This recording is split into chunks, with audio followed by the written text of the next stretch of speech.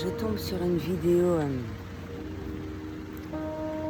ce matin comme par pur hasard. Moi, je trouve ça absolument formidable. Parce que j'ai abordé pas mal de sujets sur la pédocriminalité.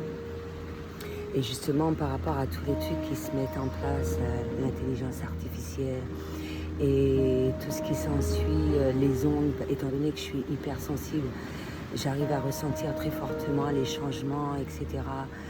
Et pas que par rapport à cela, par rapport à ce qu'il y a autour, qui se passe autour de soi, etc.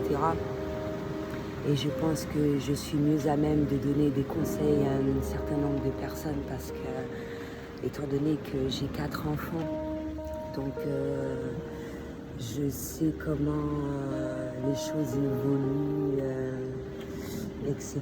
Et ce qu'il y a de mieux à faire. Et justement, j'applaudis les gens qui font des vidéos en ce sens afin de relancer un petit peu tout ça parce que j'ai ressenti beaucoup d'injustice concernant les enfants et par rapport à tout ce qui s'est produit, dont le petit gamin qui s'est égaré, qu'on a recherché pendant un certain nombre de temps, par rapport une recrudescence des chiens qu'on abandonne et qu'on pense qu'on abandonne et que par rapport aux ondes, parce que qui dit hypersensible, les animaux sont sensibles aussi et ça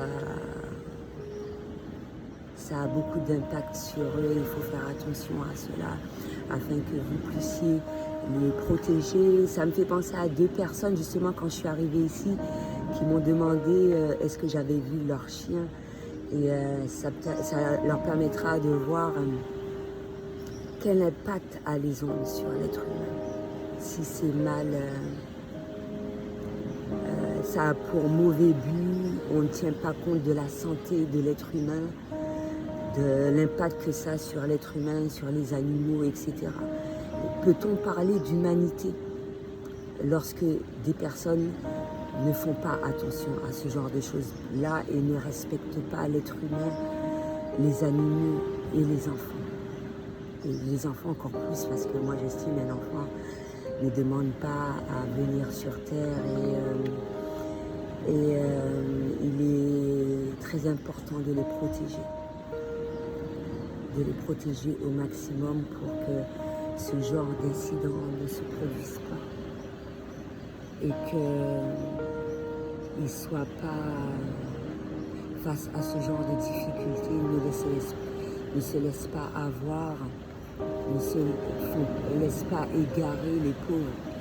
Moi, je tiens vraiment à appuyer là-dessus et je ferai le nombre de vidéos qu'il faut pour qu'il y ait une protection de ces enfants-là.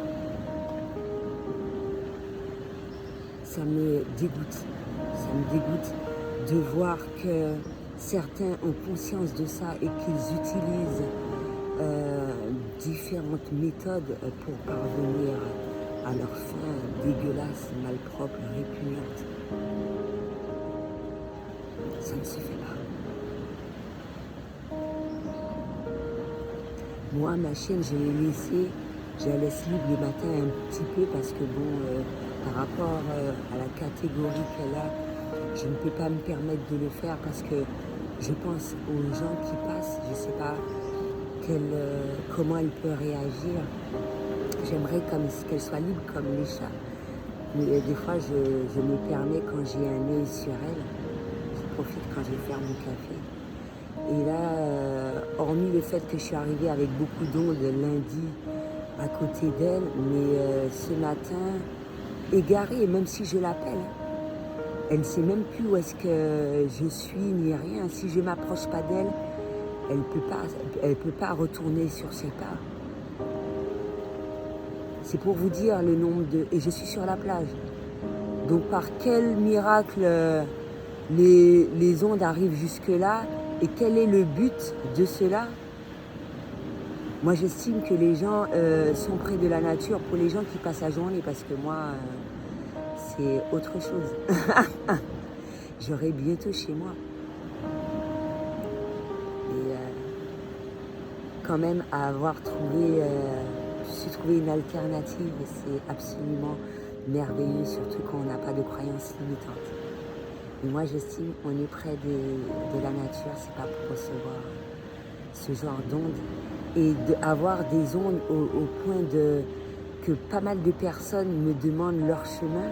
Après, tu peux te dire à certains moments, ouais, tu es guide touristique, les gens, c'est la première fois qu'ils arrivent ici, ce sont des touristes, ça ne me dérange pas de les diriger. Mais qu'ils soient égarés, alors qu'il y en a qui sont là depuis plusieurs années. Et je pense que voilà quoi. Donc quant à la pédocriminalité, ce que je ressens à travers tout ce que j'ai retenu et tout ce qui s'ensuit, ouais, l'estime de soi, être très proche de ses enfants, en parler assez régulièrement. Tout ce qui brille n'est pas de l'or. C'est bien hein, d'être à l'aise, etc. Et moi, j'ai su véhiculer ça à mes enfants. Il y a des fois, quand maman elle peut, voilà, c'est bien, c'est génial. Qu'on a la possibilité de voyager, c'est génial. Quand tu as ta mère qui te dit, je parle de moi, oui, c'est fort probable qu'on aille en France, oui. C'est génial.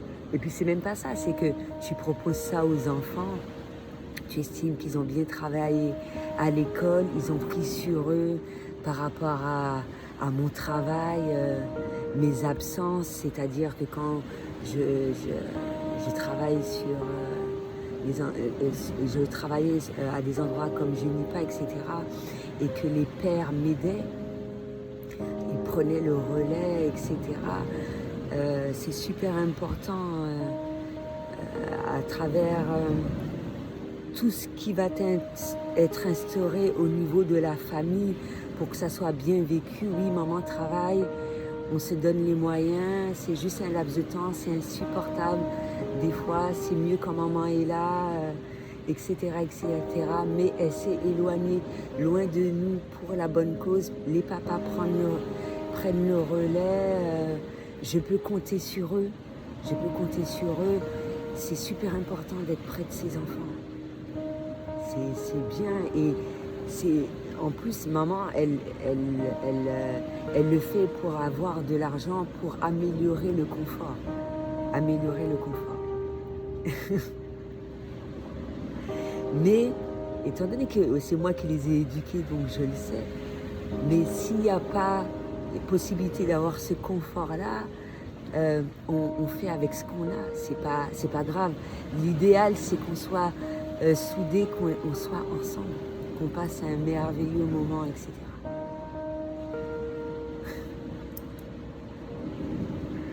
Mais quand ça arrive, qu'on arrive à réaliser quelque chose à laquelle on pensait pas le faire, c'est génial. On se dit purée, maman, on en profite, purée, c'est trop cool, on peut voyager, on peut aller à l'hôtel, on peut aller dans une maison de vacances, c'est génial, on sort de notre quotidien où j'ai bien travaillé à l'école, j'ai été agréable, etc. Pas être agréable dans le sens qu'on n'a pas le droit à l'erreur, etc. Mais je mérite ce cadeau. Je le mérite. J'ai été gentille, pas gentille, que ouais, si tu fais des erreurs, etc. Mais je mérite. Je sais pas, il y a quelque chose, il y a ton intuition qui te dit, ouais, je mérite ce cadeau. Hein, maman, quand même. Non, mais alors quand tu as des enfants qui déchirent à l'école, c'est absolument génial. Et quand tu as 4 enfants merveilleux, agréables, c'est absolument... Mais comme je l'ai dit dans d'autres vidéos, être agréable, c'est ne pas obéir. Un enfant qui obéit, c'est un enfant qui ne se sent pas bien. Et je l'ai découvert à travers mes expériences, en prenant du recul. Et on ne peut pas véhiculer de l'estime de soi à un enfant si on ne l'a pas en soi. Moi, je comprends parfaitement qu'ils aient des réactions par rapport à ma façon de voir les choses. Ils n'ont pas vécu ces choses-là comme je vis là où je suis. C'est tout à fait normal. C'est un autre style de vie.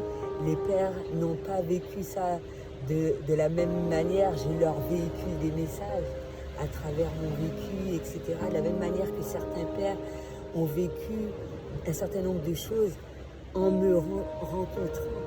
Avant ça, ils ne connaissaient pas. Et quand ils ont pris, c'est bien de rencontrer des gens pour les élever. Et quand tu l'as fait une fois, tu te dis, wow, j'ai pu le faire, cette personne-là m'a véhiculé tellement de positivité, je peux le faire seul, je peux le faire avec d'autres personnes. Et des choses à laquelle on ne pensait pas faire. Et c'est là qu'on voit si, mine de rien, l'éducation a été faite, bien ou pas. Mais on n'a pas à s'en vouloir, on ne n'est pas un. Parce qu'on se dit, on aime son enfant, on le protège au maximum et tout. Et puis, mine de rien, on ne s'attendait pas, on voit que son fils part de la maison. Avec quelle sorcière qu'il va.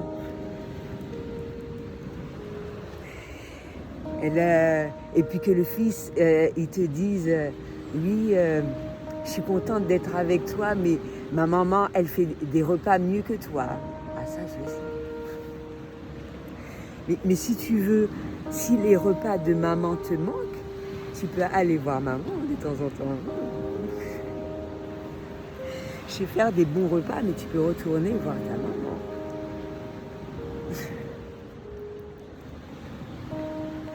On peut aller la voir ou aller voir ton père aussi ensemble. Ben ouais, c'est un petit moment convivial entre familles et tout. C'est pour ça qu'il faut être à l'écoute parce que chaque personnalité est totalement différente. C'est quel que soit par rapport à mes enfants. Et il est bon d'écouter ce que la personne essaye de te dire, même si de prime abord tu ne vas pas entendre. Mais quand ça rentre en ton sens, ça fait penser à un de mes garçons. Oui, l'enfant a pleuré toute la journée, Alison, et même la nounou qui est dans la compréhension de ça, tout ça, on se concerte, on trouve un terrain d'entente. C'est vrai, c'est chiant. On souhaiterait qu'il soit bien à l'aise quand même. Donc on essaye de faire au mieux, quels que soient les professionnels, les trucs, que ce soit les maîtresses et tout. Oui, je vois que votre fils ne parle pas beaucoup, il participe beaucoup, il est très calme, mais il est trop silencieux. Voilà. C'est agréable. Et être à l'écoute, ah ouais, effectivement, au final, s'il supporte mal, donc c'est vrai, il est préférable qu'il reste avec moi.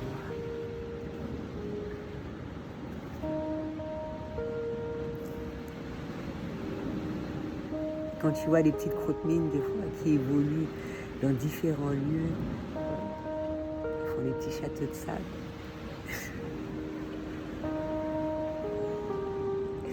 Et tout le monde surveille, hein, mais on laisse évoluer, s'exprimer. Tout le monde jette un petit coup d'œil.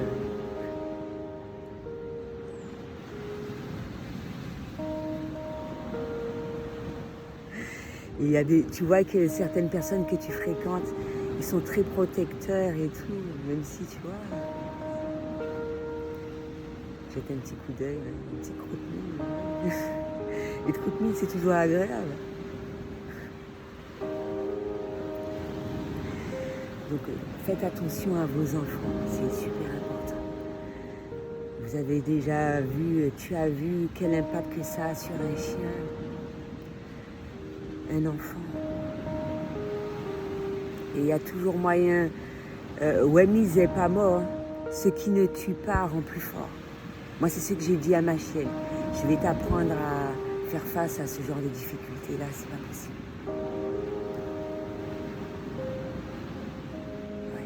Moi, c'est ce que je fais à travers toutes mes expériences et c'est ce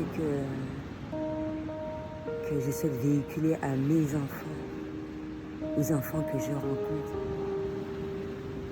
Et quand je rencontre des petits Hulk et tout, ben ouais, t'es le plus fort, hein. Moi je le savais ça, je le savais.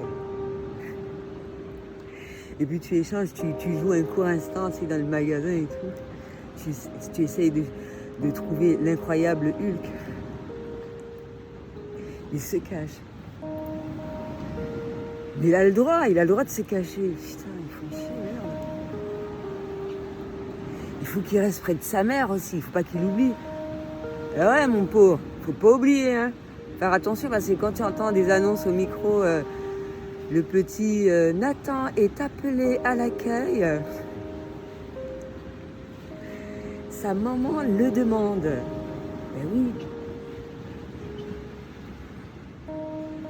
Moi, ça m'est pas arrivé, mais je n'en veux pas aux parents. Il faut faire vraiment attention. Ne laissez pas les enfants dans des bagnoles, merde. Ils savent ce que c'est un frein à main et tout. Ils aiment faire jouer à la voiture et tout. Ça, par contre, on l'a fait, ça. Mes frères et moi.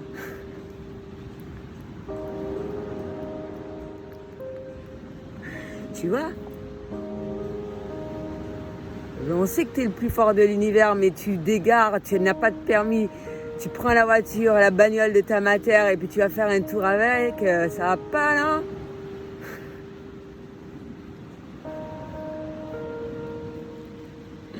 Que des conneries, que des conneries. Il faut les surveiller, ils vont faire des bêtises. C'est normal. Jette un coup d'œil quand même de temps en temps. C'est comme je dis, quand t'entends rien, c'est suspicieux, c'est qu'il y a un truc. Quand tu les entends chamailler ou crier ou chanter des chansons, ça va. Ils font quelque chose, ou le bruit du jeu, ouais, ils font quelque chose. Mais t'entends rien, il y a une connerie. C'est sûr et certain.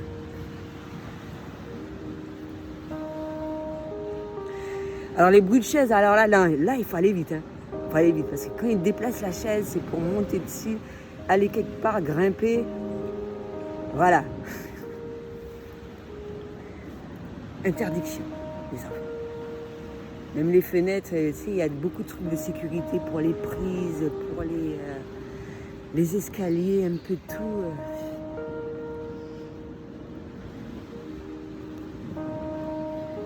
Donc ouais, faites attention à toutes ces choses-là. Et si c'est insupportable pour toi, c'est insupportable pour ton gamin. Donc en fonction de ça, mettre un certain nombre de choses dans son quotidien pour que tout soit vécu au mieux. Attention honnête, je le dis. J'ai fait une vidéo, on n'est pas sous YouPorn, etc. Ne pas... Moi, ce que je fais pas dans le physique, je ne fais pas dans le virtuel. Ah, je fais honte aux gens. Et je me suis même excusée vis-à-vis d'une personne pour qui je me suis dit, bon, je me permets de la rencontrer physiquement. J'ai dit, tu as eu du courage parce que franchement, je suis dure. Mais vraiment dure. Hein. Je fais honte aux gens, je m'en fous. Moi, je suis radicale et tout. La même manière que je suis dans le physique, je suis dans le virtuel. Donc, je ne vais pas accepter des choses dans le virtuel que je n'acceptais pas dans le physique. Comme ça, les gens ne prennent pas ça pour des mauvaises habitudes. Et alors, qui dit pour des personnes consentantes, alors aller voir les enfants, non. On n'y touche pas.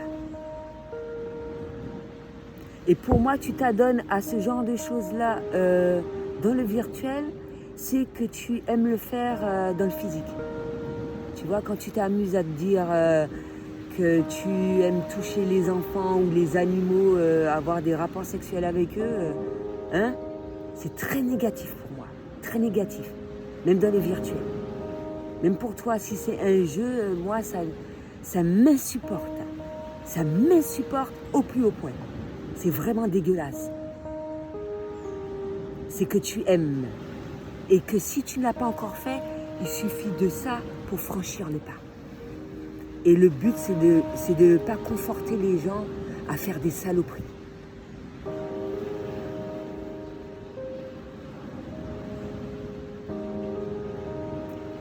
Donc, pour ceux qui n'ont pas d'enfants, peut-être qu'ils ne vont pas être dans la compréhension de ça.